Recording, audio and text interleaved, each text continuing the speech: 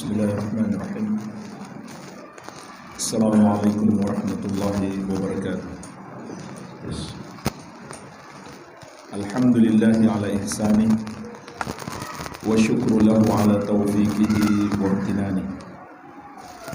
Wa ashhadu an la ilaha illallah wahdahu la syarika lah ta'ziman li sya'ni. Wa ashhadu anna Muhammadan abduhu wa rasuluh ad-da'i ila ridwani sallallahu alaihi wa ala alihi wa ashabihi wa ikhwani. Amma ba'd, fa ikhwani fid din wa akhwati fillah kaum muslimin wal muslimat rahimani wa rahimakumullah. Semoga Allah Subhanahu wa taala senantiasa mencurahkan rahmatnya kepada kita sekalian.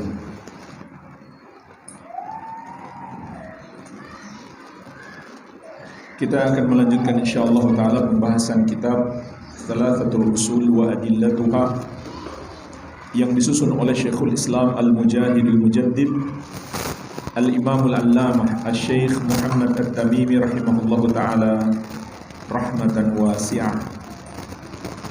Dan kita akan memasuki muqaddimah yang kedua dalam pembahasan kitab ini.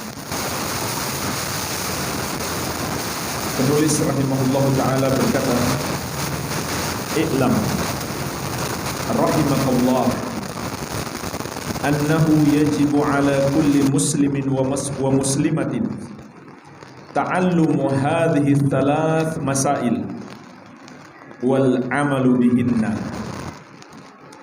Ketahuilah,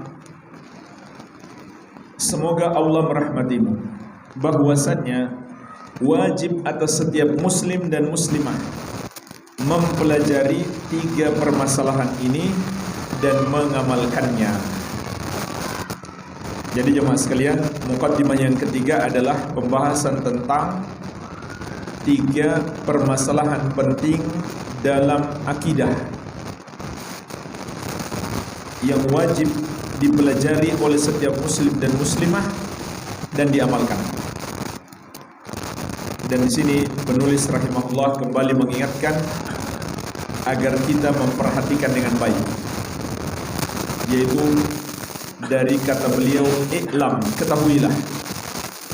Artinya ta'allam, wafham, wa tayaqqan. Pelajarilah, pahamilah, dan yakinilah. Artinya perhatikan dengan baik. Kemudian beliau masih menyisipkan lagi doa, semoga Allah merahmatimu. Artinya semoga Allah mengampunimu atas dosa-dosamu yang telah lalu dan memberikan hidayah kepadamu untuk masa sekarang dan akan datang. Jadi beliau masih menyisipkan doa sebagaimana di muqaddimah yang pertama.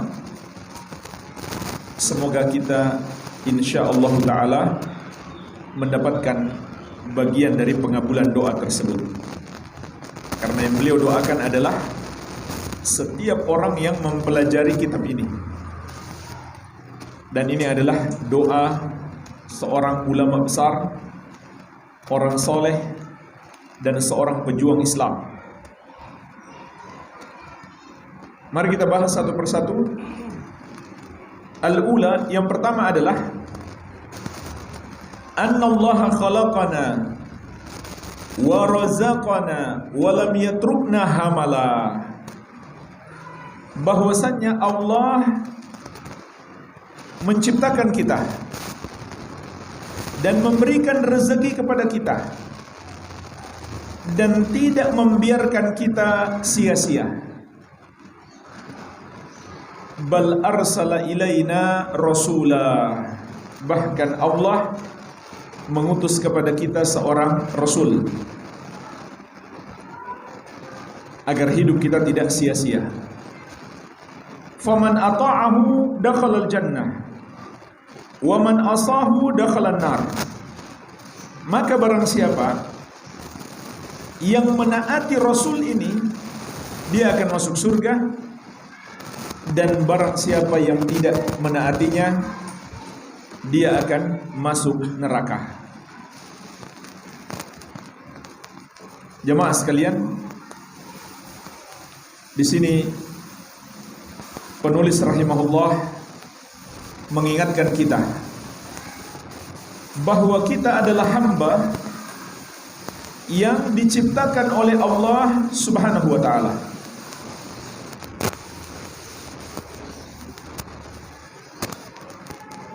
Kemudian setelah Allah ciptakan kita, Allah menganugerahkan kepada kita segala kenikmatan dan rezeki yang kita butuhkan. Allah tidak biarkan kita begitu saja. Setelah Allah ciptakan kita, Allah berikan kepada kita rezeki dan segala kenikmatan sehingga kita bisa menjalani kehidupan ini.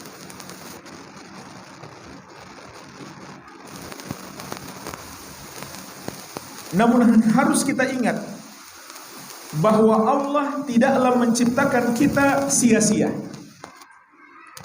Pertanyaannya jemaah sekalian, apa yang dimaksud dengan kehidupan yang sia-sia itu?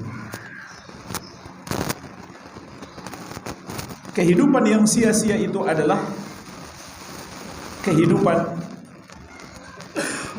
yang tidak menjalani perintah dan tidak menjauhi larangan.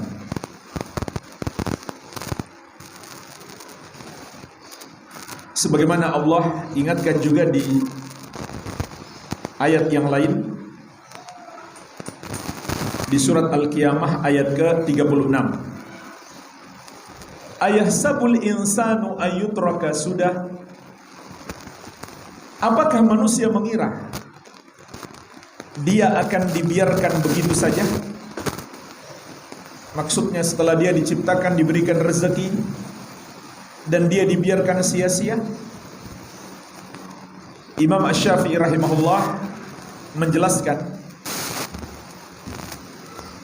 Aila yu'mar wa la yunha. Hidup yang sia-sia itu adalah tanpa diperintah dan tanpa dilarang. Maka orang yang sia-sia hidupnya adalah orang yang tidak menjalankan perintah dan tidak menjauhi larangan Allah Subhanahu wa ta'ala. Begitu pula Allah telah membantah pandangan hidup orang kafir di dalam surat Al-Mu'minun ayat 115 116. Afahasibtum annama khalaqnakum abathan wa annakum ilaina la turja'un.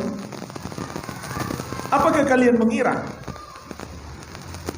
bahwa kami menciptakan kalian main-main saja untuk kesia-siaan belaka dan kalian tidak akan dikembalikan kepada kami? Lihat jemaah sekalian, ini dua pandangan hidup orang kafir yang Allah bantah. Yang pertama, kehidupan ini hanya suatu kesia-siaan, hanya permainan belaka, tidak ada artinya.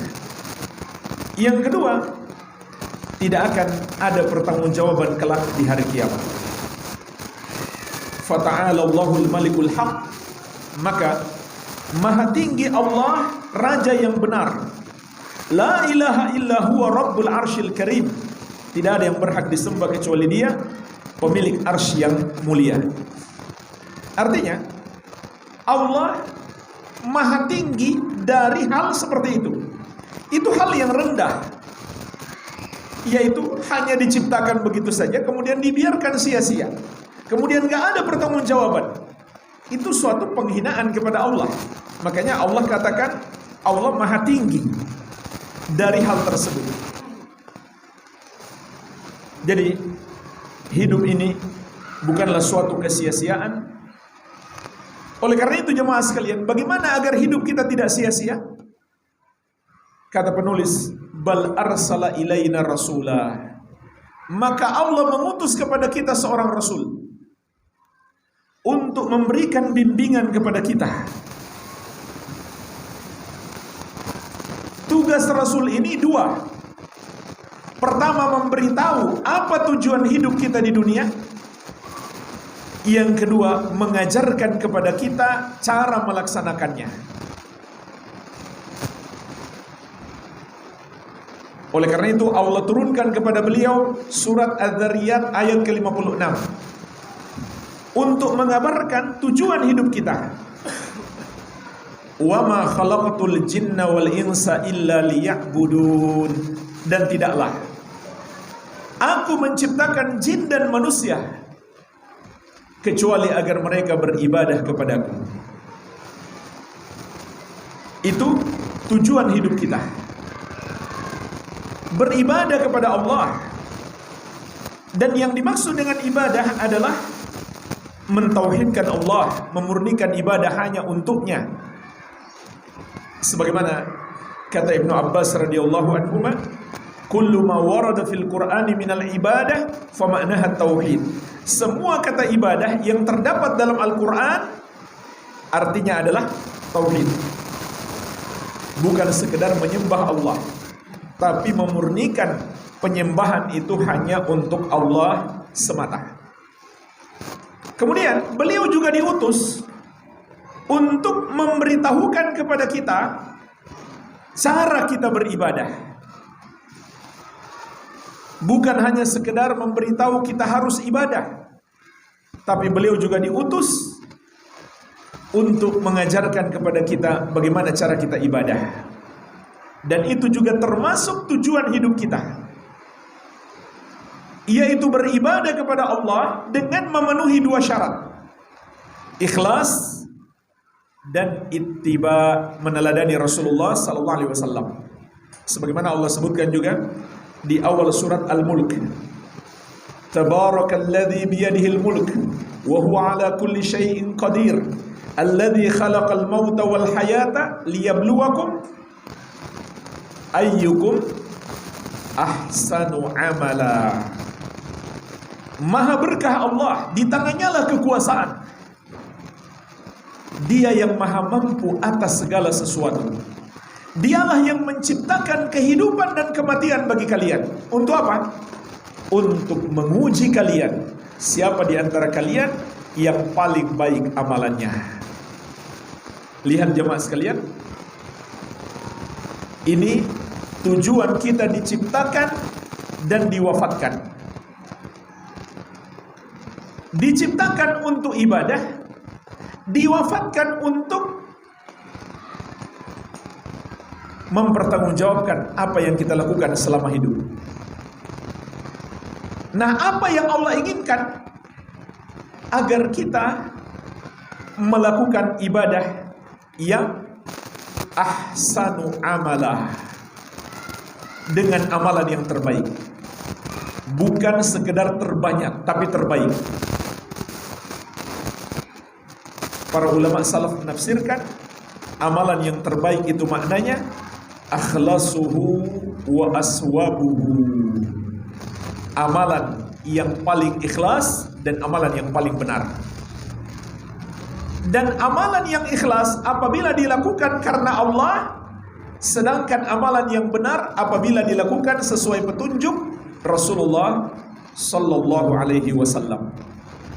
Maka disinilah tugas beliau, mengajari kita bagaimana cara kita beribadah kepada Allah subhanahu wa ta'ala.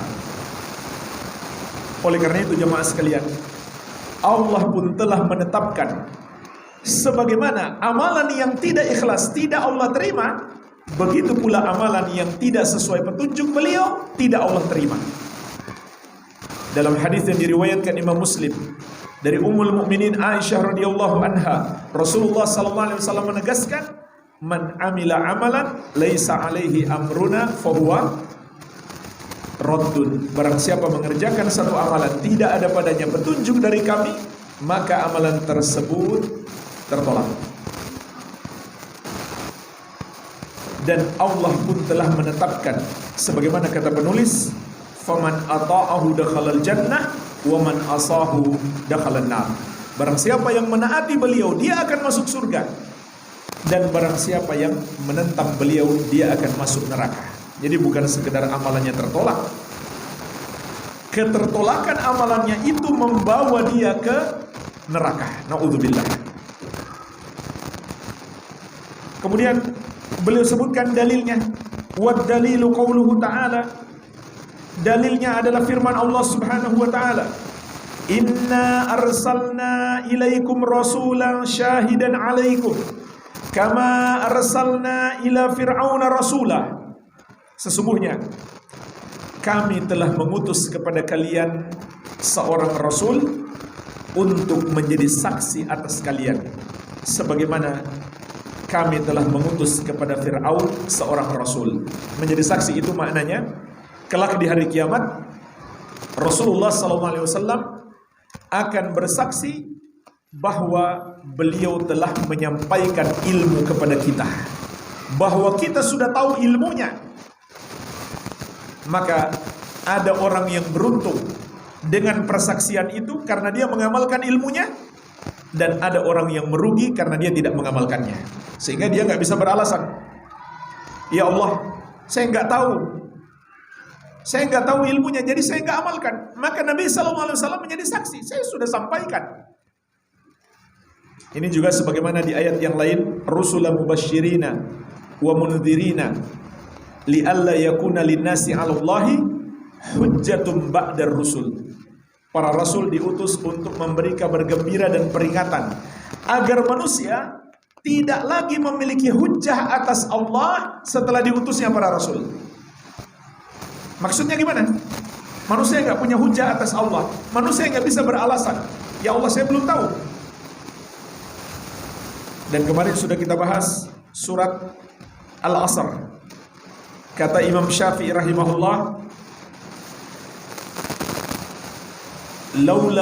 lauma anzalallahu illa hadhihi surah lakafathum. Lauma anzalallahu hujjatan illa hadhihi surah lakafathum. Kalau Allah tidak menurunkan hujjah atas makhluknya kecuali surat ini, sudah mencukupi mereka. Maksudnya satu surat ini saja sudah cukup memberitahukan kepada kita apa tugas kita di dunia ini. Namun maknanya secara global, bukan secara terperinci. Jadi itu maknanya Nabi SAW akan menjadi saksi atas kita, yaitu kita nggak bisa beralasan kita belum tahu kewajiban kita, karena beliau sudah diutus untuk memberitahukan kepada kita. Masalahnya kitanya mau belajar atau tidak.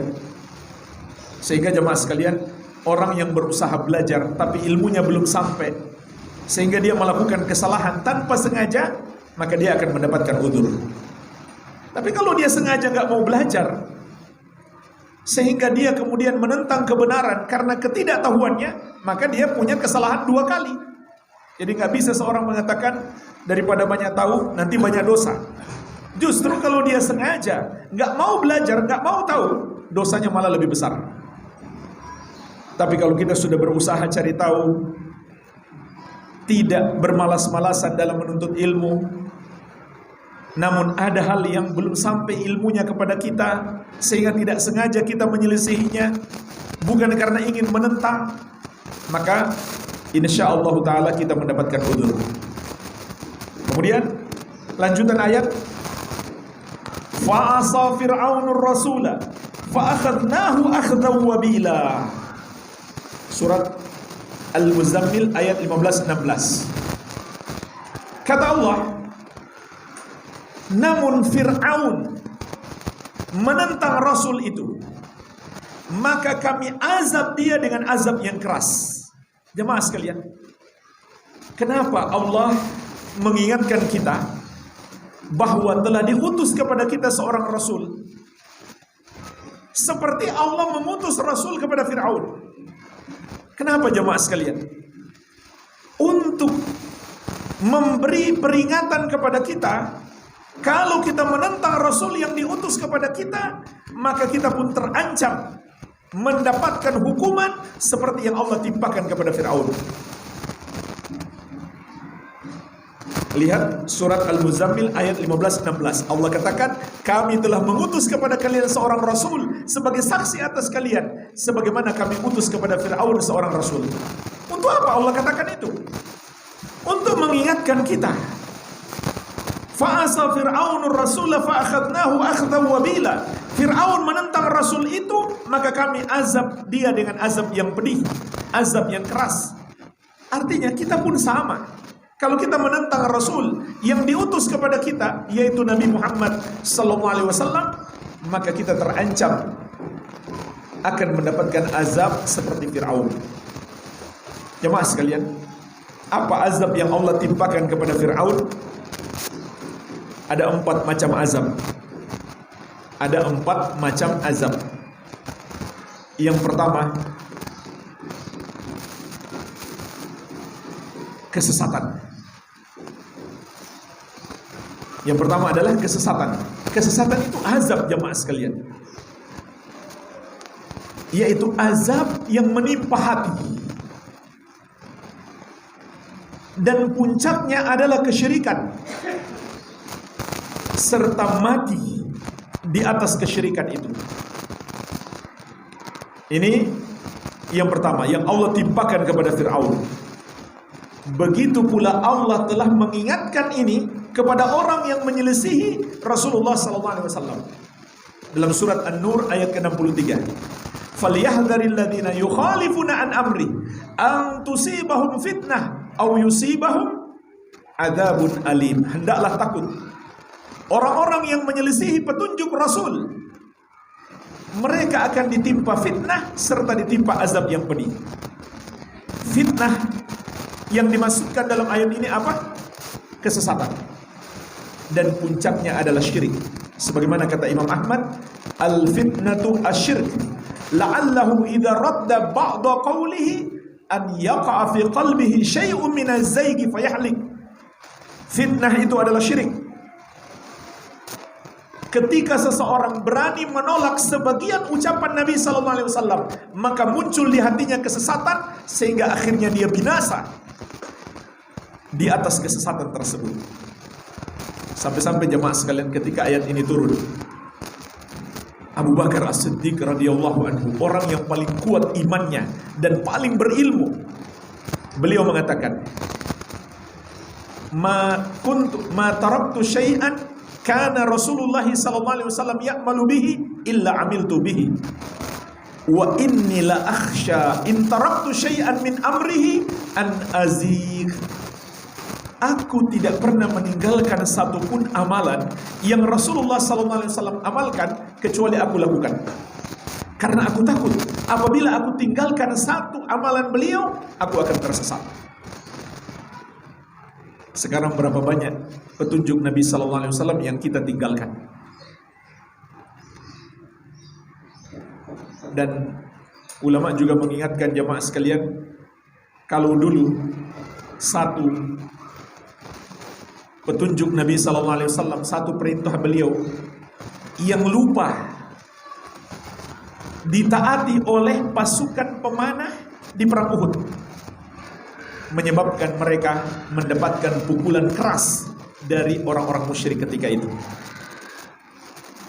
Lalu bagaimana lagi dengan hari ini? Bagaimana mungkin kita menang melawan orang-orang kafir, melawan musuh-musuh Islam, sementara banyak sunnah Nabi SAW yang kita tinggalkan? Ini dikatakan oleh Syekh Ibnu Utsaimin rahimahullah dalam kitab beliau Al-Qaulul Mufid ala Kitab Tauhid.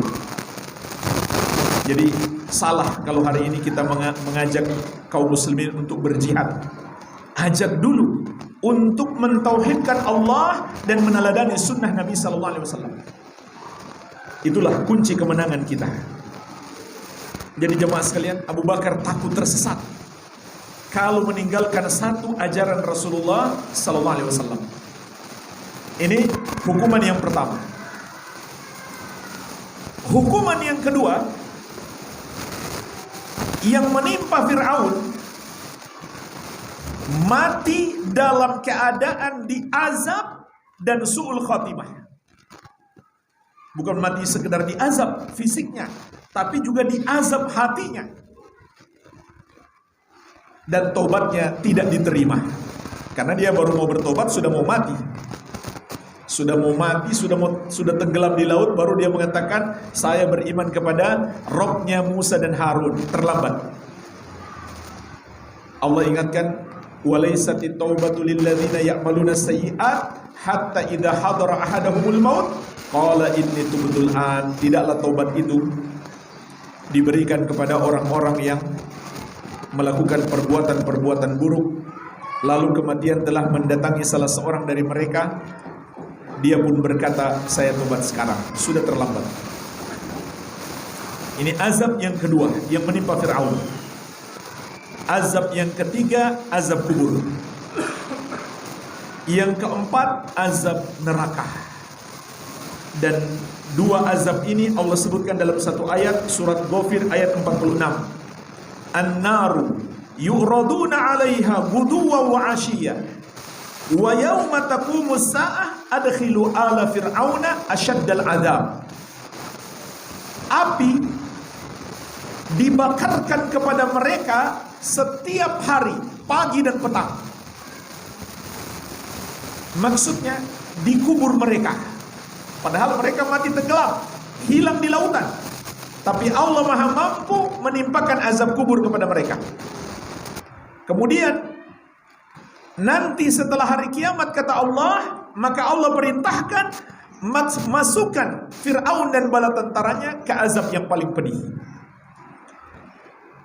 Azab kubur Fir'aun disebutkan dalam surat Ghafir ayat 46. Jadi bayangkan jemaah sekalian, kita nggak tahu pasti ya, berapa ribu tahun yang lalu Fir'aun itu mati. Mungkin nggak ada catatan sejarah yang pasti. Dalam rentang waktu ribuan tahun, dia sedang diazab bersama bala tentaranya. Dia sedang mendapatkan azab kubur. Ini 4 azab yang Allah timpakan kepada Fir'aun. Hidupnya tersesat, walaupun dia masih punya kekuasaan. Matinya menderita. Setelah mati di alam kubur, menunggu dia azab yang lebih dahsyat. Setelah keluar dari alam kubur, menanti dia azab yang lebih pedih. Maka Allah ingatkan, ini juga na'udzubillah akan menimpa orang-orang yang menyelisihi Rasulullah sallallahu alaihi wasallam. Inilah jemaah sekalian, permasalahan yang pertama yang diinginkan oleh penulis di sini adalah bahwa kita diciptakan untuk beribadah, dan ibadah harus mengikuti petunjuk Nabi Muhammad SAW. Jadikanlah beliau selalu sebagai teladan kita dalam semua sisi kehidupan kita. Ats-tsaniyah, kita masuk permasalahan yang kedua. Annallaha la yarda ay yushraka ma'ahu ahadun fi ibadatihi, la malakun muqarrabun wala nabiyyun mursalun. Bahwasanya Allah tidak ridho dipersekutukan dengan seorang pun bersamanya dalam ibadah kepadanya, tidak dengan malaikat yang dekat, tidak pula dengan seorang nabi yang diutus. Inilah jemaah sekalian permasalahan yang kedua.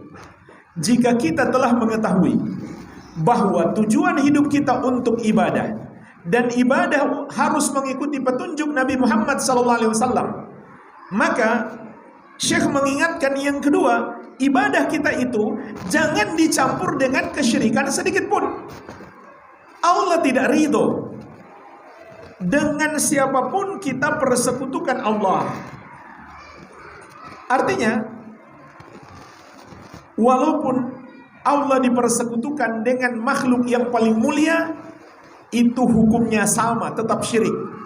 Jadi jemaah sekalian, orang yang menyembah batu, patung, berhala-berhala atau setan, itu sama statusnya dengan orang yang menyembah nabi, malaikat dan para wali, sama. Bukan nabi dan para wali yang sama dengan batu, tidak, tapi status penyembahnya. Itulah sebabnya orang-orang Nasrani dihukumi musyrik, padahal yang mereka sembah seorang nabi yang mulia. Jadi nggak ada bedanya dengan orang yang menyembah batu, patung-patung, berhala-berhala, sama saja. Karena Allah menegaskan dalam banyak ayat, Allah melarang semua bentuk kesyirikan tanpa membeda-bedakan dengan siapapun Allah dipersekutukan. Di antaranya yang disebutkan oleh penulis, wad dalilu qauluhu ta'ala, dalilnya adalah firman Allah Subhanahu wa taala, wa annal masajida lillah fala tad'u ma'allahi ahada, dan bahwasannya masjid-masjid itu milik Allah, maka janganlah kamu beribadah kepada seorang pun bersama dengan Allah Subhanahu wa taala. Surat Al-Jin ayat ke-18. Perhatikanlah ayat yang mulia ini. Ulama menjelaskan makna masjid. Masjid itu secara bahasa artinya tempat sujud. Sehingga ulama ada dua penafsiran. Yang dimaksud masjid di sini ada dua penafsiran. Yang pertama adalah masjid tempat sujud kita seperti masjid kita ini, Masjid Al-Muhajirin. Mudah-mudahan segera Allah bantu penyelesaian masjid ini. Ini penafsiran yang pertama. Penafsiran yang kedua adalah anggota tubuh kita yang kita gunakan untuk bersujud. Maka Allah tegaskan semua itu milik Allah. Fala tad'u ma'allahi ahada, maka janganlah kamu beribadah kepada seorang pun bersama dengan Allah. Perhatikan jemaah sekalian, kata ahadan ini disebut kata nakirah yang terletak dalam konteks larangan. An-nakiratu fi siyaqin nahyi. Apa tanda nakirahnya di sini? Udah pernah belajar bahasa Arab kan? Ini bahasa Arab paling dasar.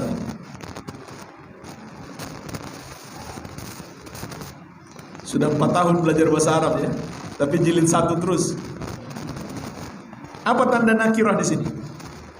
Pada kata ahadan.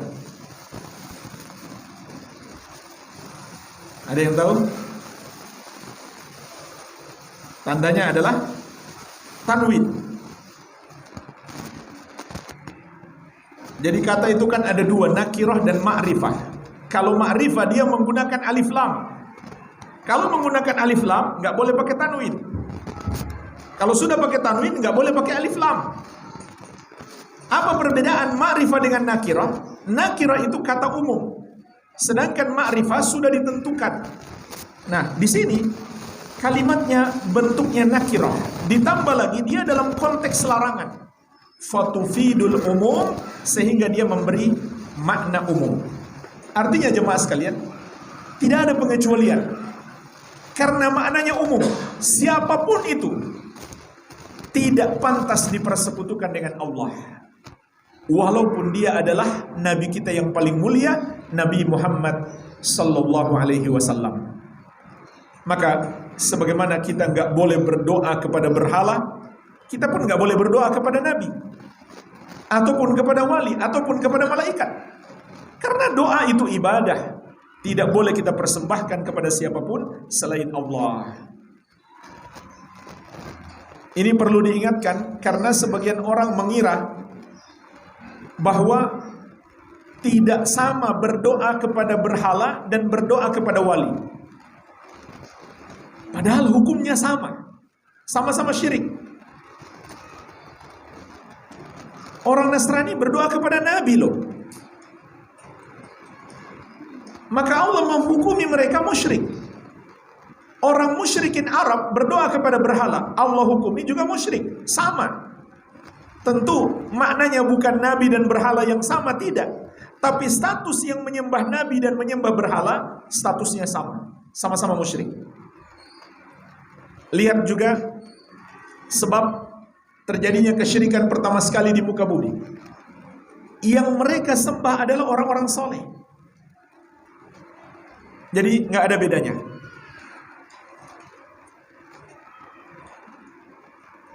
Maka jemaah sekalian, di sini Syekh mengingatkan kita agar jangan sampai ibadah kita tercampur dengan kesyirikan sedikit pun. Kenapa? Karena itu penghapus amalan. Surat Az-Zumar ayat ke-65. La in asyrakta la yahbatanna amaluka wala takunanna minal khasirin. Kalau kamu mempersekutukan Allah, terhapuslah amalanmu dan kamu termasuk orang-orang yang merugi. Jadi nggak ada gunanya kita sholat, puasa, zakat, haji kalau kita berbuat dosa syirik. Mungkin ada seseorang dia berbuat dosa syirik hanya setahun sekali. Itu pun kalau pulang kampung ikut upacara sedekah bumi atau sedekah laut atau apapun yang mereka klaim sebagai kearifan lokal, sebagai upacara adat, sebagai wisata budaya, padahal hakikatnya adalah kesyirikan. Walaupun dia melakukan syirik sudah 30 tahun yang lalu, tapi dia nggak pernah bertobat, maka selama itu amalannya tidak diterima. Walaupun dia sudah beribadah selama 50 tahun, setelah itu dia berbuat dosa syirik, semua amal ibadahnya terhapus. Dan tidak ada yang bisa menghapuskan dosa syirik kecuali orangnya bertobat. Kalau dosa-dosa lain banyak sebab bisa menghapusnya. Bisa dengan musibah. Makanya jemaah sekalian, ulama salaf dulu kalau tertimpa musibah itu malah bersyukur. Kalau kita mengeluh, tapi ulama dulu bersyukur kalau ditimpa musibah. Kenapa? Karena mereka tahu ini penghapus dosa. Rasulullah SAW bersabda, "Ma min musibatin tusibul muslim illa kaffarallahu anhu biha khatayahu hatta syaukat yushakuha." Tidak ada satu musibah pun yang menimpa seorang muslim kecuali dengan sebab itu Allah hapuskan dosa-dosanya sampai duri kecil yang menusuknya. Belum lagi pahala sabar. Dan bisa jadi itu hukuman yang Allah percepat di dunia, sehingga di alam kubur kita nggak dapat hukuman apa-apa. Kan itu lebih bagus. Tapi lebih bagus lagi cepat bertobat. Jadi nggak dapat hukuman di dunia dan di akhirat. Namun ini tidak berlaku bagi dosa syirik. Nggak berlaku. Orang yang berbuat dosa syirik walaupun dia tertimpa musibah, seperti yang menimpa Firaun, tenggelam dia di laut, ini musibah besar. Tapi di alam kubur menantinya azab yang lebih pedih.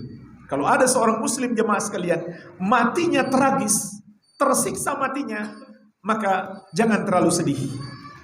Itu termasuk penghapus dosa. Kalau kita dengar ada keluarga kita wafatnya tragis, jangan terlalu sedih, karena itu penghapus dosa. Ketabrak kereta misalkan, kecelakaan di jalan. Yang perlu kita sedihkan, kalau dia mati dalam keadaan musyrik, nggak ada kesempatan untuk selamat baginya. Nggak ada kesempatan untuk selamat. Selama dia tidak berbuat dosa syirik, walaupun dia pelaku dosa-dosa besar, musibah yang menimpanya akan menjadi penghapus dosa. Tapi itu tidak bisa menghapus dosa syirik. Begitu pula berbuat baik kepada orang lain, ini bisa menghapus dosa. Seorang wanita pezina saja jemaah sekalian diampuni oleh Allah dosanya hanya karena berbuat baik kepada seekor anjing. Bagaimana lagi dengan orang yang berbuat baik kepada orang yang beriman? Tentu lebih besar lagi pahalanya, lebih banyak dosanya diampuni. Tapi itu nggak bisa menghapus dosa syirik, nggak bisa. Begitu pula amal-amal soleh semuanya, sholat, puasa, zakat, haji, itu semua amalan penghapus dosa. Tapi jemaah sekalian, itu nggak bisa menghapus dosa syirik. Yang terjadi kebalikannya, amalan itulah yang dihapus oleh syirik. Jadi ini bahaya dosa syirik. Oleh karena itu, dakwah para nabi dan rasul alaihi wassalatu wassalam selalu mengutamakan tauhid. Karena itu adalah fondasi amalan. Baik, ini yang kedua. Kita masuk yang ketiga, ini yang terakhir.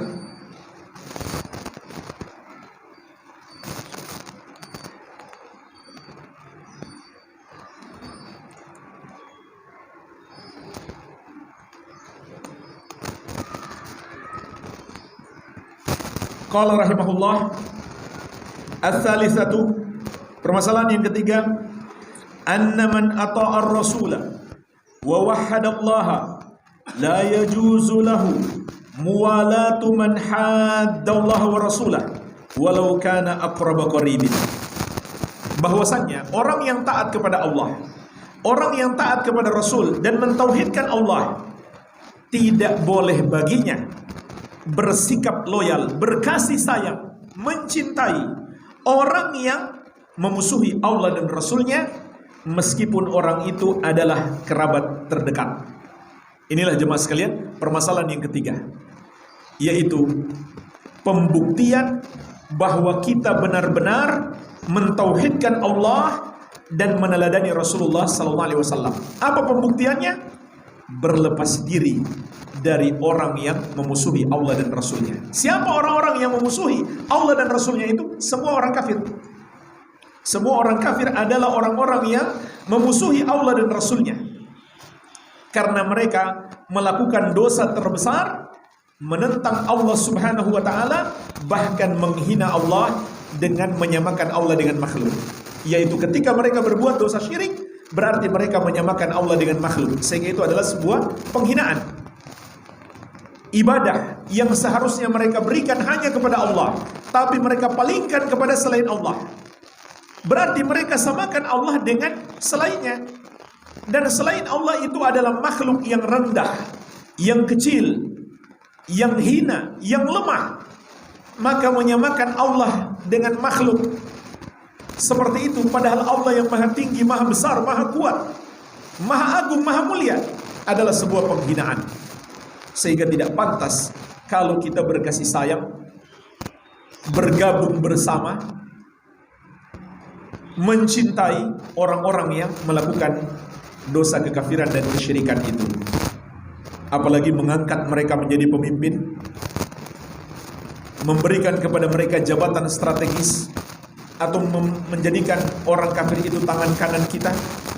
Ini semuanya dilarang keras di dalam ajaran Islam. Bagi orang yang masih memiliki keimanan kepada Allah dan Rasulnya, dia tidak mungkin melakukannya. Dalilnya sangat banyak, diantaranya disebutkan oleh Syekh, wad dalilu qauluhu ta'ala, dalilnya adalah firman Allah Subhanahu wa ta'ala, la tajidu qauman yu'minuna billahi wal yawmil akhir yuwadduna man haddallaha wa rasulah. Engkau tidak akan mendapati satu kaum yang beriman kepada Allah dan hari akhir berkasih sayang dengan orang yang memusuhi Allah dan Rasulnya. Kalau betul imannya, nggak mungkin dia melakukan itu. Walau kanu aba'ahum, meskipun mereka adalah orang tua mereka sendiri, au abna'ahum, atau anak-anak mereka, au ikhwanahum, atau saudara-saudara mereka, au ashiratahum, atau karib kerabat mereka. Ulaika kataba fi qulubihimul iman wa ayyadahum bi ruhin min. Orang-orang yang tidak berkasih sayang dengan orang-orang kafir itu adalah orang-orang yang telah Allah tetapkan keimanan di dalam hati mereka, dan Allah dukung mereka dengan pertolongan darinya.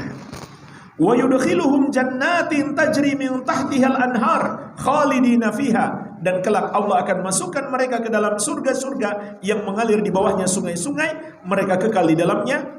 Radhiyallahu anhum wa radu'an, Allah ridho kepada mereka dan mereka pun ridho kepada Allah. Ulaika hizbullah, mereka itulah golongan Allah. Ala inna hizballahi humul muflihun, ketahuilah golongan Allah mereka lah orang-orang yang beruntung. Surat Al-Mujadilah ayat ke-22. Jadi ayat ini menegaskan kepada kita, tidak ada orang yang benar-benar beriman kepada Allah dan hari akhir kemudian dia berkasih sayang, saling mencintai, saling mendukung dengan orang-orang yang tidak beriman kepada Allah dan Rasulnya. Jadi kalau begitu jemaah sekalian, apa hukum bersikap loyal atau mencintai orang-orang yang tidak beriman? Hukumnya ada dua tingkatan. Yang pertama, pelakunya menjadi kafir kalau dia mencintai mereka karena senang terhadap agama mereka, atau menyetujui kekafiran dan kesyirikan yang mereka lakukan. Contohnya, dia senang terhadap ucapan mereka, atau dia menyetujui ucapan mereka, Allah punya anak, sehingga dia bersikap loyal kepada mereka, maka dia menjadi murtad, keluar dari Islam. Ini yang pertama. Yang kedua, orang yang mencintai mereka hanya karena dunia. Contohnya apa? Ngefans kepada pemain sepak bola yang kafir. Kenapa dia senang kepada pemain sepak bola itu? Hanya karena sepak bolanya, bukan karena agamanya. Maka ini adalah dosa besar yang bisa mengantarkan dia kepada kekufuran. Namun belum sampai tingkat kekufuran, tapi itu adalah dosa besar. Orang yang Allah benci lalu kita cintai hanya gara-gara sepak bola.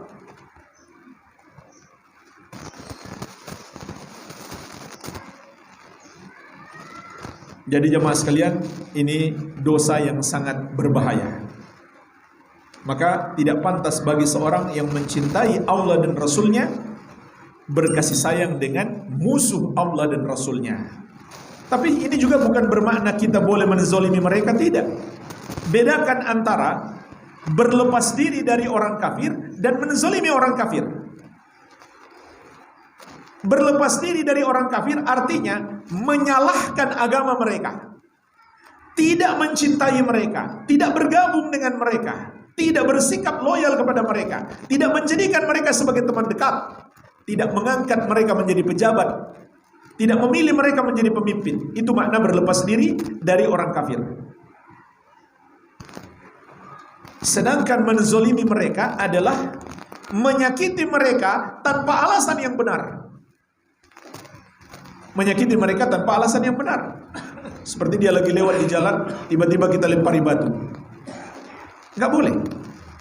Atau mereka lagi beribadah di gereja mereka, lalu kita lempar bom. Nggak boleh. Itu tidak dibenarkan.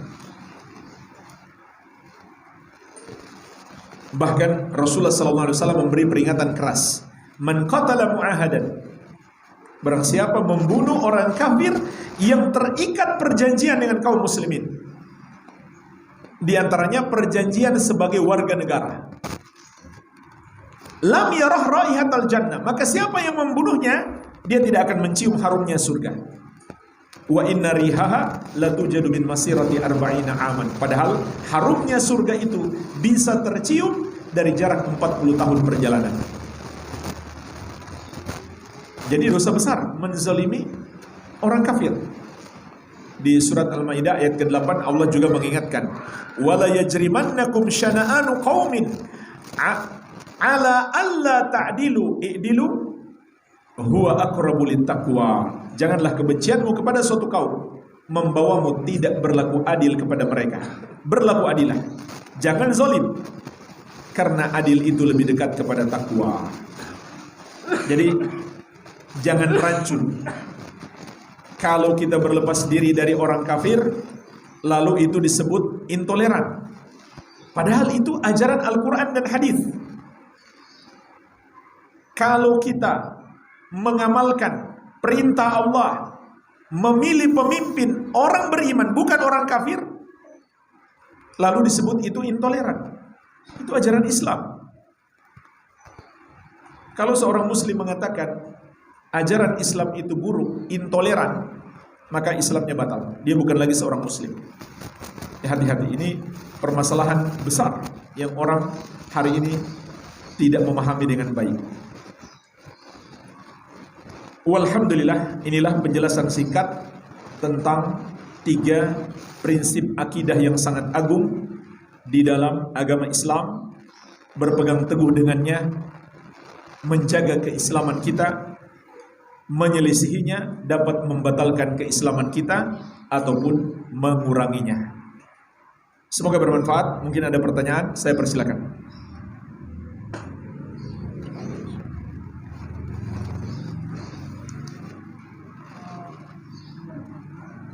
Bagaimana dengan status orang yang merasa kasihan kepada orang kafir sehingga mereka bangun mereka kafir?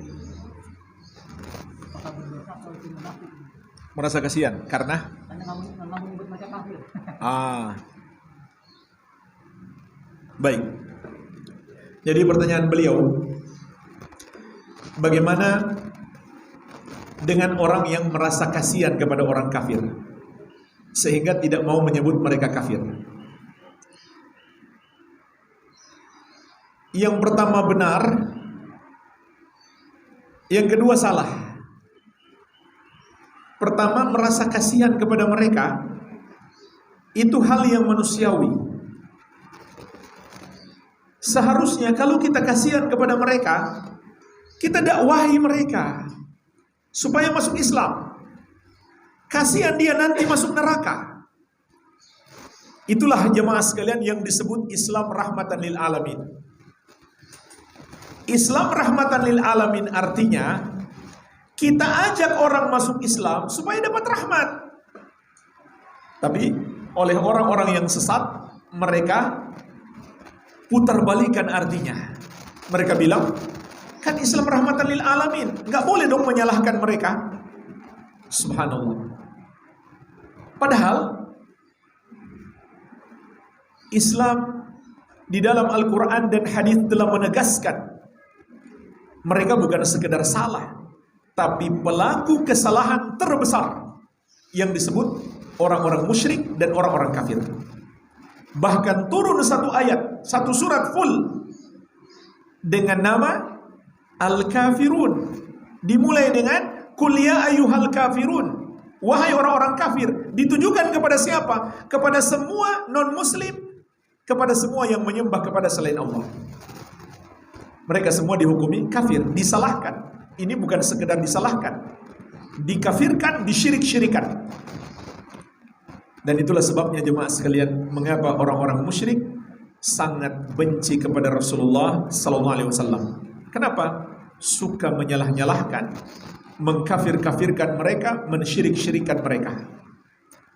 Maka Nabi Muhammad SAW mengajarkan kepada kita keberanian. Yang salah katakan salah, walaupun orang yang salah itu tidak ridho atau tersinggung, nggak peduli. Apa yang Allah kabarkan, beliau sampaikan kepada umat manusia. Yang tidak boleh itu mengkafirkan sesama muslim, atau menyalah-nyalahkan yang tidak salah, atau menyesatkan yang tidak sesat. Itu yang nggak boleh. Kalau yang sesat katakan sesat, yang musyrik katakan musyrik. Itu yang diajarkan oleh Rasulullah SAW, dan itulah sebabnya beliau dibenci. Coba buka kembali sejarah Nabi Muhammad SAW. Apa sebab beliau dimusuhi oleh orang-orang kafir? Padahal akhlaknya yang paling mulia, tapi mereka sangat benci kepada beliau. Bahkan mereka di malam beliau berhijrah sudah sepakat untuk membunuh beliau. Allah lindungi beliau, tapi beliau pun harus terusir dari kampung halaman. Ini luar biasa kebencian mereka. Karena apa? Nabi Muhammad SAW menyalah-nyalahkan mereka, mensyirik-syirikan dan mengkafir-kafirkan mereka. Itu yang membuat mereka tersinggung. Maka andai kalau hari ini ada orang muslim yang ikutan marah kalau orang kafir dikatakan kafir. Makanya ini ada kerancuan itu tadi. Dia pikir itu kezaliman terhadap mereka. Tidak. Itu bukan sebuah kezaliman. Itu adalah prinsip agama Islam yang kalau kita tidak amalkan, yaitu kita tidak yakini mereka kafir, Islam kita batal. Kenapa Islam kita batal? Karena dua sebab. Berarti kita mengingkari la ilaha illallah. La ilaha illallah menyuruh kita menyalahkan semua yang disembah selain Allah dan membenarkan hanya Allah yang berhak disembah. Yang kedua, berarti kita mendustakan Al-Quran, hadis dan ijma' ulama yang menegaskan bahwa mereka orang kafir. Kalau kita katakan mereka tidak kafir, berarti kita mendustakan Al-Quran, mendustakan hadis Nabi SAW, mendustakan ijma', kesepakatan seluruh ulama. Tidak ada perbedaan pendapat. Jadi dalam hal ini nggak menerima perbedaan pendapat. Ulama Islam seluruhnya sepakat. Jadi kalau kita kasihan, seharusnya ajak mereka masuk Islam. Itulah arti wa ma arsalnaka illa rahmatan lil alamin. Tidaklah kami utus engkau wahai Muhammad kecuali untuk menjadi rahmat, kasih sayang kepada seluruh manusia, seluruh makhluk. Maksud ayat ini barang siapa mengikuti ajaran Nabi Muhammad SAW, masuk Islam, dialah yang mendapatkan rahmat. Sebesar apa rahmat Allah berikan kepada kita tergantung pada sebesar apa pula kita mengikuti Nabi Muhammad SAW. Sedangkan yang menentang beliau tidak akan mendapatkan rahmat kecuali sedikit di dunia. Apa maksudnya jemaah sekalian? Orang-orang kafir itu kecipratan sedikit rahmat. Apa rahmat untuk mereka? Azab mereka ditunda. Itu aja. Itu pemuliaan Allah kepada Nabi Muhammad SAW. Karena Nabi ini orang yang sabar menghadapi penentangan orang kafir. Beliau memilih memaafkan, berharap mereka masih bisa dapat hidayah.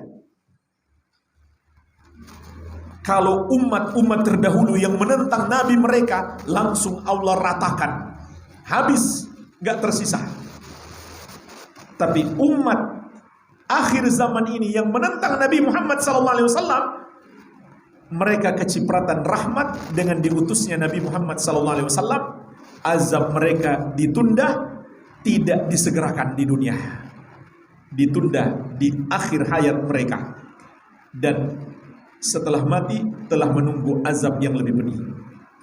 Jadi itu makna Rasulullah SAW diutus sebagai rahmat. Jadi sebenarnya kalau kita kasihan sama mereka, ajaklah mereka masuk Islam. Terutama di antara mereka ada orang-orang yang senang berbuat baik. Ini kita harus lebih kasihan lagi. Amilatun nasibah tasla naran hamiyah. Kata Allah, capek-capek beramal, hasilnya masuk neraka yang menyala-nyala. Ajak dia masuk Islam, dakwahi dia. Siapa lagi yang mau dakwah kalau bukan kita? Jangan kita mengira dakwah itu tanggung jawab para ustadz, para ulama saja. Tidak. Ini tanggung jawab setiap muslim sesuai ilmu yang dia ketahui. Yang kedua jemaah sekalian, tidak harus juga kita ketemu orang kafir kita panggil wahai kafir. Ada orang kafir lagi jalan, lalu kita panggil wahai kafir, sini kamu. Enggak begitu juga. Rasulullah SAW disuruh oleh Allah, "Qul ya ayyuhal kafirun," katakan wahai Muhammad, panggil mereka wahai orang-orang kafir, karena itu ada konteksnya. Jadi orang-orang kafir di masa itu menawarkan perdamaian kepada Rasulullah SAW. Tapi syarat perdamaiannya bertentangan dengan syariat. Maka Nabi SAW diperintahkan oleh Allah untuk menolak syarat perdamaian itu. Nabi SAW orang yang cinta damai, tapi kalau syarat perdamaian menyelesaikan syariat, tidak boleh beliau terima. Jadi syarat mereka, sudahlah kita nggak usah saling menyalahkan. Dan kita bisa gantian, kami menyembah Tuhan kamu, kamu pun menyembah Tuhan kami. Kan aman, damai, enak kita sebangsa dan setanah air. Itu bahasa sekarang mungkin ya. Maka Allah turunkan satu surat. Kul, katakan wahai Muhammad, ya ayyuhal kafirun, wahai orang-orang kafir. Kemudian surat ini ditutup dengan lakum dinukum waliyadin. Artinya agama kalian kufur, agama kami beriman, gak mungkin disatukan. Bukan artinya agama kalian benar, agama kami benar, jadi masing-masing saja. Tidak. Maksud lakum dinukum waliyadin, agama kalian adalah kekufuran, sementara agama kami adalah keimanan. Gak mungkin disatukan. Tapi orang-orang yang sesat mereka rubah. Sudahlah, gak usah menyalahkan. Lakum dinukum waliyadin. Padahal maksud ayat itu menyalahkan mereka, sehingga kita gak mungkin bersatu.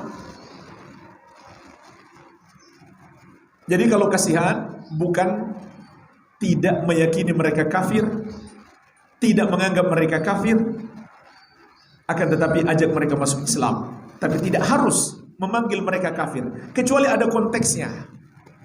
Seperti yang terjadi pada Rasulullah SAW. Ya faktanya Nabi SAW tidak setiap ketemu Abu Jahal beliau panggil kafir, tidak juga. Tapi beliau dakwahi, ucapkan la ilaha illallah, ayolah masuk Islam. Itu yang beliau lakukan. Iya. Bahkan juga beliau mengajarkan kepada kita untuk berbuat baik kepada orang kafir demi mengajak dia masuk Islam, demi melembutkan hatinya. Bahkan jemaah sekalian, kategori mu'allaf sebetulnya yang disebutkan para fuqaha itu nggak sekedar orang yang baru masuk Islam.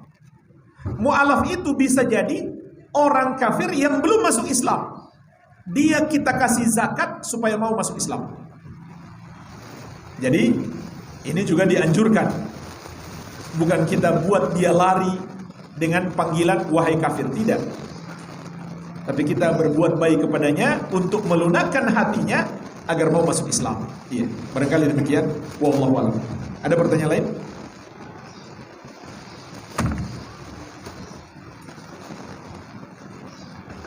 Silahkan.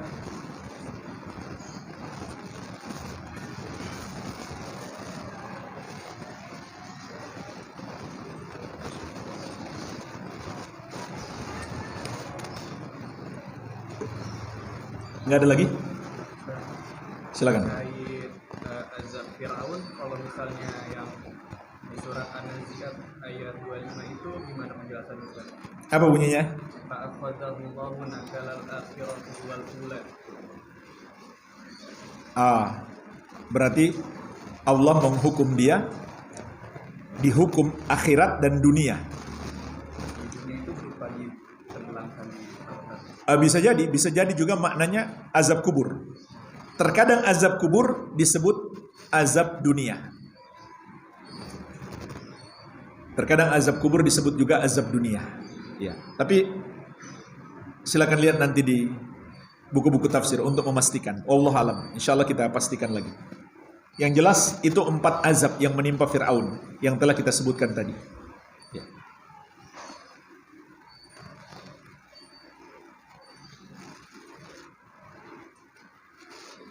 Ada pertanyaan lain?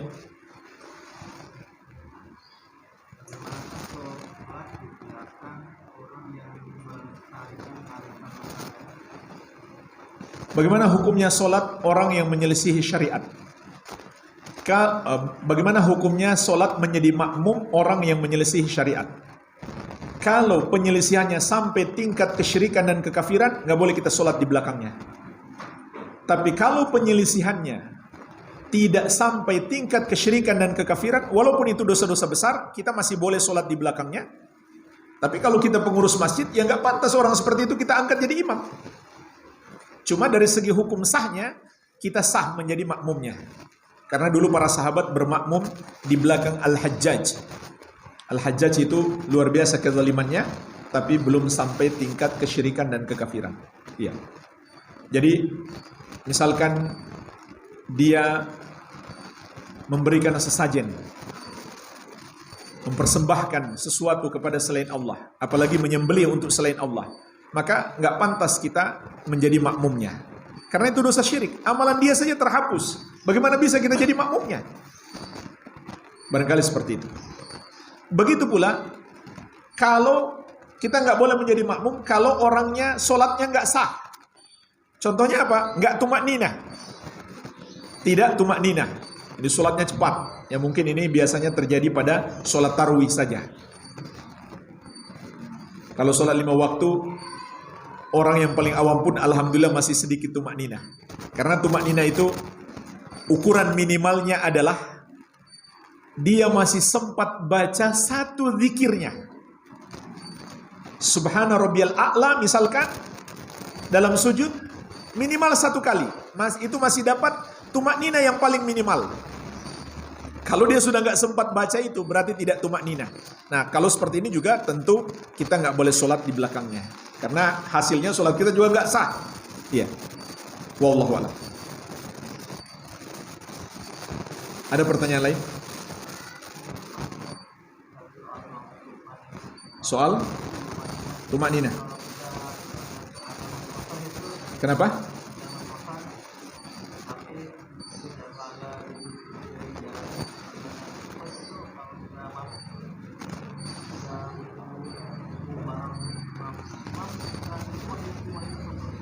Jadi dapat rukuk imam. Iya. Iya. Masalah ngos-ngosan ketika sholat karena habis berjalan jauh misalkan, itu tidak mempengaruhi tumakninah. Tidak mempengaruhi tumakninah. Yang mempengaruhi tumakninah itu tadi yang dikatakan para ulama, kalau tidak sampai sempat membaca satu zikir saja, satu zikir yang paling singkat, nggak sempat sama sekali dia baca, baru tidak tumakninah. Bukan soal dia ngos-ngosan atau tidak, itu nggak pengaruh. Ya, mungkin saja dia lagi sakit sakit pernapasan, ngos-ngosan kan, maka itu nggak memberi pengaruh. Cuma itu mempengaruhi kekhusyukan. Orang yang ngos-ngosan bisa jadi kurang khusyuk, tapi tidak mempengaruhi tumakninah. Oleh karena itu, Rasulullah SAW mengatakan, "Alaikum bis sakinati wal waqar." Hendaklah kalian tenang dan berjalan dengan penuh kewibawaan ketika menuju sholat. Jadi jangan buru-buru supaya nggak ngos-ngosan. Iya. Pelan-pelan saja. Walaupun terlambat tidak apa-apa, daripada nggak khusyuk. Walaupun terlambat, kalau sudah terlambat, walaupun imam sudah qomat, nggak usah ngos-ngosan, nggak usah buru-buru, santai aja. Iya. Ada pertanyaan lain?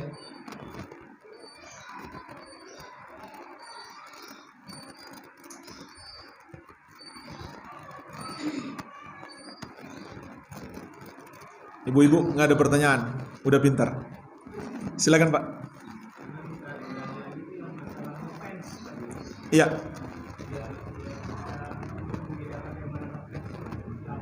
Mengidolakan, menyenangi, itu kan bagian dari kesukaan dan kecintaan.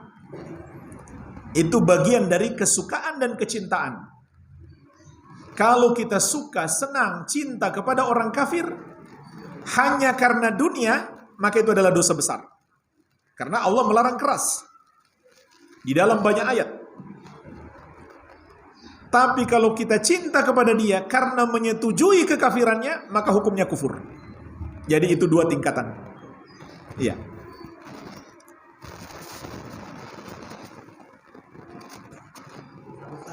Dosa besar. Karena larangannya larangan keras. Larangannya larangan keras, banyak sekali ayat.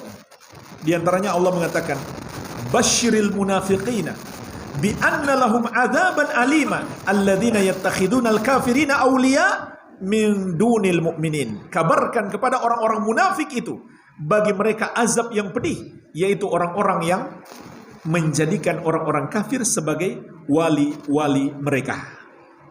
Apa artinya menjadikan mereka sebagai wali? Menyenangi mereka, menyukai mereka, mencintai mereka, menjadikan sebagai kawan dekat, mengangkat mereka menjadi pemimpin. Makanya pemimpin juga disebut wali, waliul amr. Mengangkat mereka menjadi pejabat. Makanya wali Allah disebut wali Allah, artinya kekasih Allah, orang yang Allah cintai. Kalau kita cintai mereka, berarti kita jadikan mereka sebagai wali. Bayangkan ancamannya. Pertama, kata Allah, azab yang pedih.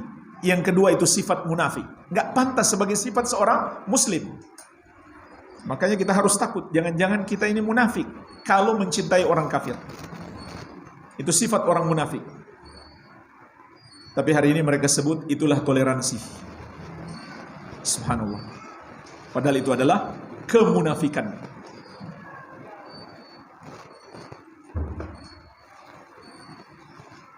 Ada pertanyaan lain?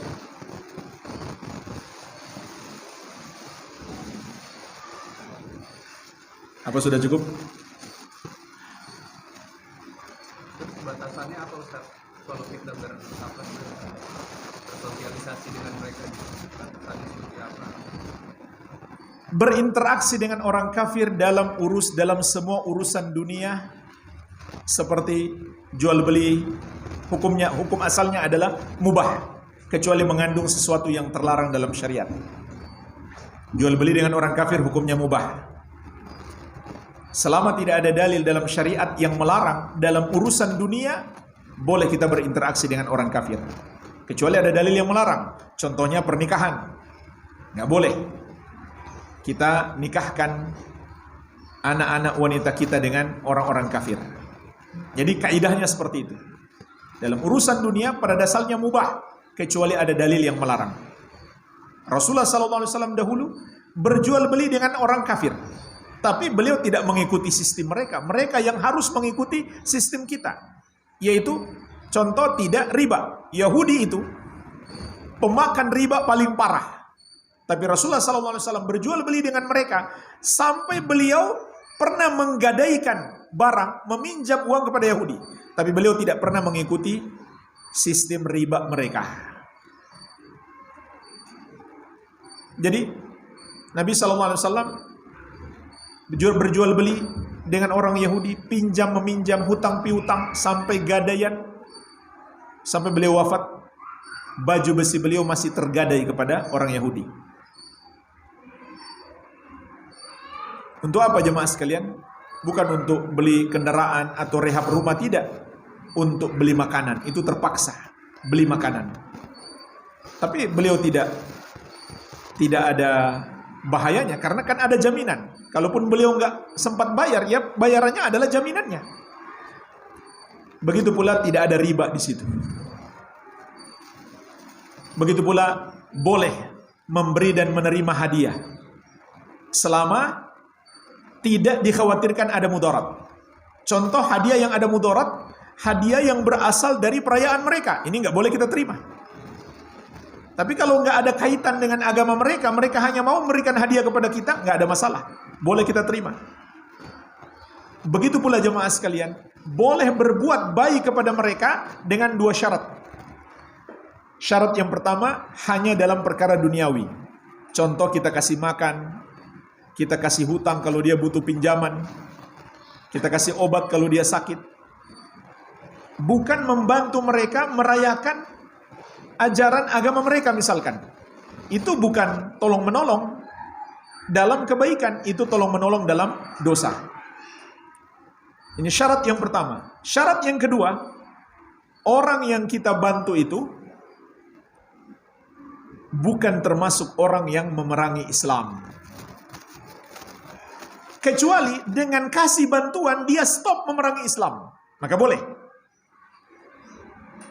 Tapi kalau itu tidak membuat dia berhenti memerangi Islam, maka tidak boleh. Dan kalau kita kuat, jawabannya bukan berbuat baik. Jawabannya adalah jihad. Kalau dia memerangi Islam. Sebagaimana Allah tegaskan di surat Al-Mumtahanah ayat ke-8. La yanhakumullahu 'anil ladzina lam yuqatilukum fid din wa lam yukhrijukum min diyarikum an tabarruhum wa tuqsitu ilaihim innallaha yuhibbul muqsitin. Allah tidak melarang kalian untuk berbuat baik kepada orang-orang kafir yang tidak memerangi kalian karena agama kalian dan tidak mengusir kalian dari negeri kalian, dan berlaku adil kepada mereka. Sesungguhnya Allah mencintai orang-orang yang berbuat adil. Jadi tidak kaku juga bergaul dengan mereka. Ya, ketemu mereka serempet dengan mobil misalkan, jangan, itu zalim. Ya. Malah kita punya kewajiban untuk mendekati mereka demi menyampaikan dakwah. Contohnya, bentuk mendekati mereka kepada mereka itu adalah dengan memberikan hadiah. Ini dilakukan Nabi SAW. Beliau sering berikan hadiah kepada orang kafir demi melembutkan hatinya untuk menerima Islam. Dan ini banyak berhasil. Wallahu a'lam. Ada pertanyaan lain? Kalau ada orang yang bekerja di usaha percetakan dan punya orang dia orang kafir, itu dia kan suruh bikin waktu ada perayaan apa dia suruh bikin susu nakal juga. Itu apakah termasuk walaupun dia nggak Termasuk kekufuran. walaupun dia nggak mengingkari hatinya, Hatinya tidak kufur tapi perbuatannya kufur. Tidak boleh. Dia tolong menolong dalam melakukan dosa kekufuran walaupun hatinya mengingkari. Tidak boleh. Dan bahkan tidak pantas seorang muslim menjadi bawahan orang kafir. Apalagi menjadi pelayan. Jadi sopirnya misalkan, bukain dia pintu mobil, melayani dia. Dia orang hina, kok kita jadi pelayan dia? kalau jual beli kan nggak ada atasan, nggak ada bawahan, boleh. Atau kita mungkin tenaga ahli masuk di perusahaan orang kafir, dihargai, dimuliakan. Kalau seperti itu nggak masalah. Tapi kalau kita jadi pelayan di situ, nggak pantas. Kita melayani orang-orang yang hina.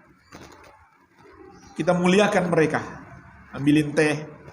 Nah, yang lebih parah seperti itu.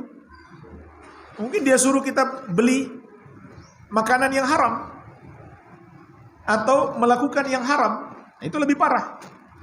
Jangankan orang kafir yang nyuruh, orang muslim yang nyuruh pun nggak boleh kita lakukan. Seandainya pemilik percetakan itu muslim, kemudian masuk orderan dari sebuah rumah ibadah orang kafir untuk kegiatan ibadah mereka, nggak boleh kita taati, nggak boleh kita lakukan. Walaupun pemiliknya muslim, apalagi pemiliknya kafir. Jadi nggak pantas, sebagaimana juga dijelaskan oleh Syekh Shalih Al-Fauzan hafizahullah, termasuk wala kepada orang kafir, kita menjadi bawahan mereka yang bersifat melayani mereka. Tapi kalau kita dimuliakan atau kita sama dalam bermuamalah seperti jual beli, nggak ada masalah. Iya, wallahu a'lam.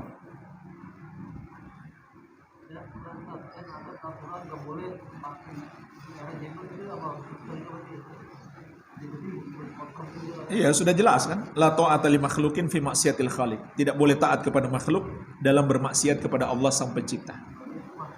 Ibu antum suruh potong jenggot saja nggak boleh antum taati. Apalagi yang suruh orang kafir. Nggak ada ketaatan kepada makhluk dalam bermaksiat kepada Allah Sang Pencipta. Ayah dan ibu kita pun nggak berhak menyuruh kita berbuat maksiat. Tentu bukan kita membentak orang tua kita jelaskan dengan cara yang baik. Begitu pula para istri yang harus taat kepada suami. Itu ada persyaratan, tidak disuruh berbuat maksiat. Iya. Wallahu a'lam. Mungkin kita cukupkan dulu. Semoga bermanfaat. Lebih dan kurangnya saya mohon maaf. Wabillahi taufik. Subhanakallahumma wabihamdika asyhadu an la ilaha illa anta astaghfiruka wa atubu ilaik. Wa sallallahu ala nabiyyina Muhammadin wa alihi wasallam. Wa akhiru da'wana anil hamdulillahi rabbil alamin. Wassalamualaikum warahmatullahi wabarakatuh.